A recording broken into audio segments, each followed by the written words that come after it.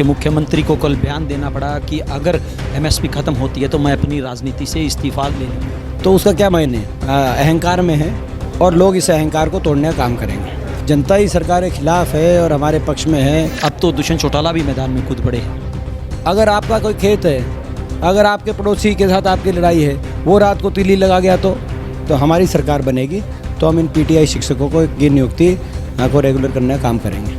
नतीजा भी हमारे पक्ष में आएगा। गठबंधन सरकार के बड़े बड़े चेहरे मैदान में उतरे हुए हैं, कैसे मुकाबला करेंगे? अपने उम्मीदवार को जिताने के लिए गठबंधन सरकार की तरफ से एडी चोटी तक का जोर लगाया जा रहा है। ऐसे में कांग्रेस पार्टी की तरफ से भूपेंद्र सिंह हुड्डा और दीपेंद्र सिंह हुड्डा स्टार प्रचारक के रूप में चुनावी मैदान में उतरे हुए हैं। अभी हमारे साथ मौजूद है राज्यसभा सांसद दीपेंद्र सिंह हुड्डा। दीपेंद्र जी, पूरी गठबंधन सरकार के बड़े बड़े चेहरे मैदान में उतरे हुए हैं, ऐसे में भूपेंद्र सिंह हुड्डा और दीपेंद्र सिंह हुड्डा कैसे मुकाबला कर पाएंगे? देखिए, इसमें जन भावनाएं हमारे पक्ष में हैं और इसमें सरकार का कोई मायने नहीं होता। पूरी सरकार उतार दें, मगर जब जनता ही सरकार के खिलाफ है और हमारे पक्ष में है, कांग्रेस पार्टी के पक्ष में, चौधरी भूपेंद्र सिंह हुड्डा जी के पक्ष में है, तो नतीजा भी हमारे पक्ष में आएगा।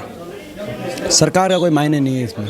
सरकार के तो खिलाफ है लोग। सरकार ने तो लोगों को जो है मारने में कसर नहीं छोड़ी। किसानी को, कृषि को मारने में कसर नहीं छोड़ी। गरीब आदमी को परेशान करने में कसर नहीं छोड़ी। हरियाणा का भट्टा बिठा दिया, अर्थव्यवस्था चौपट कर दी। हरियाणा के मुख्यमंत्री को कल बयान देना पड़ा कि अगर एमएसपी खत्म होती है तो मैं अपनी राजनीति से इस्तीफा ले लूँगा। देखिए, एमएसपी तो डिक्लेयर की जाएगी, ये गुमराह करने वाली बात है, क्योंकि एमएसपी तो डिक्लेयर की जाएगी, मगर एमएसपी पे सरकारी खरीद पूरी होगी कि नहीं होगी, ये प्रश्न है। धीरे धीरे सरकारी खरीद से पीछे हट रही है सरकार। एफसीआई का बजट कम कर रही है, इस साल भी कम कर दिया। तो जो एफसीआई से सरकारी खरीद नहीं होगी तो बाकी खरीद प्राइवेट करेंगे। तो असली तो रौला वो है, और वो प्राइवेट को बाध्यता नहीं है कि वो एमएसपी पे खरीदेंगे, कम पे खरीदेंगे। तो आप एमएसपी तो डिक्लेयर कर दो और एमएसपी पे एक कंडीशन लगा दो कि भाई 5 किलो खरीदेंगे, 10 किलो खरीदेंगे। कोई कंडीशन इस तरह की लगा दो अव्यवहारिक, तो उसका क्या मायने है?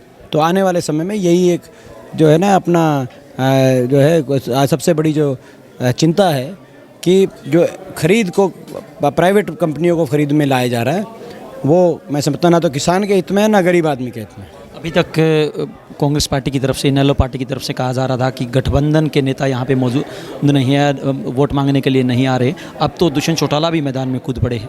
देखिए, मैं लगातार कह रहा था कि ना सीएम आ रहे ना डिप्टी सीएम आ रहे, मैदान छोड़ के भाग गए हैं, और या उनका रुचि नहीं है। मगर अब वो आए हैं, चलो आखिरी 2-3 दिन एक फॉर्मेलिटी करने आए हैं। उनको तो एक गांव में जाकर सीएम डिप्टी सीएम को पूरे उनके 6 साल के कार्यकाल का हिसाब किताब रखना चाहिए था। कितना काम हुआ, नहीं हुआ, क्या किसानों को दाम दिया, क्या नौजवानों को काम दिया, कितने गरीब को मकान दिया, किस गांव में क्या काम किया, सारी बात रखनी चाहिए थी। वो गांव तो गए नहीं। उपचुनाव है, उपचुनाव में एक हरियाणा में हमेशा ये रहा है कि सीएम जो भी रहा हो उसने जाके हर गांव के अंदर कम से कम बड़े बड़े गांव में तो पहुंचने की कोशिश करी है, मगर ऐसा नहीं देखा गया। तो इससे पता चलता है कि वो ज़्यादा जो है अहंकार में है और लोग इस अहंकार को तोड़ने का काम करेंगे।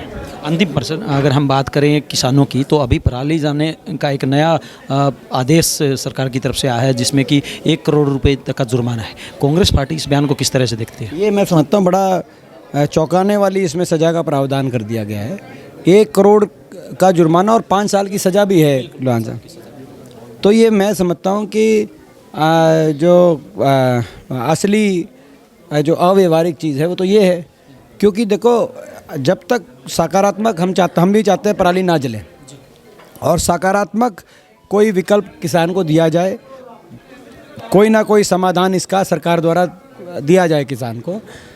और समाधान जब तक नहीं दिया जाता तब तक प्रोत्साहन दिया जाए किसान को कि पराली ना जलाने के लिए क्या प्रोत्साहन है। मगर प्रोत्साहन की जगह आप दंड दे रहे हो, और दंड भी क्या दंड, आप खुद सोचो 5 साल की सज़ा। अगर आपका कोई खेत है, अगर आपके पड़ोसी के साथ आपकी लड़ाई है, वो रात को तीली लगा गया तो इसमें मतलब मैं समझता हूँ कि ये जल्दबाजी में ऑर्डिनेंस, किसान विरोधी ऑर्डिनेंस है ये।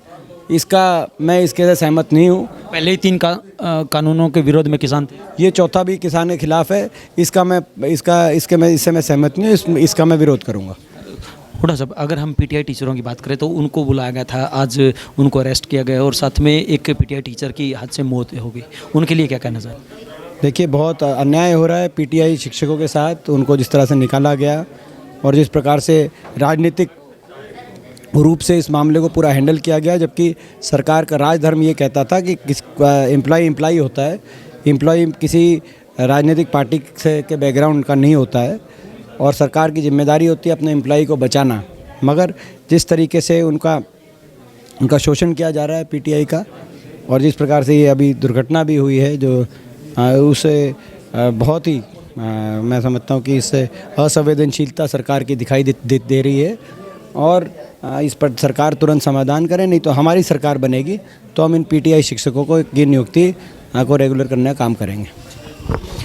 ये थे दीपेंद्र हुड्डा, जिनकी तरफ से दावा किया गया कि हर हाल में वो यहाँ पर कांग्रेस के उम्मीदवार को जीत हासिल करवा के रहेंगे। वहीं इनकी तरफ से बीजेपी पार्टी पर भी हमला बोला और साथ में कहा कि पहले से ही 3 कानून किसानों के विरुद्ध थे और ऐसे में अब एक कानून और आ गया है जो कि किसानों के लिए बहुत बड़ी मुसीबत बनेगा। हालांकि इनका इस चुनाव में क्या प्रभाव रहेगा ये तो आने वाला समय बताएगा।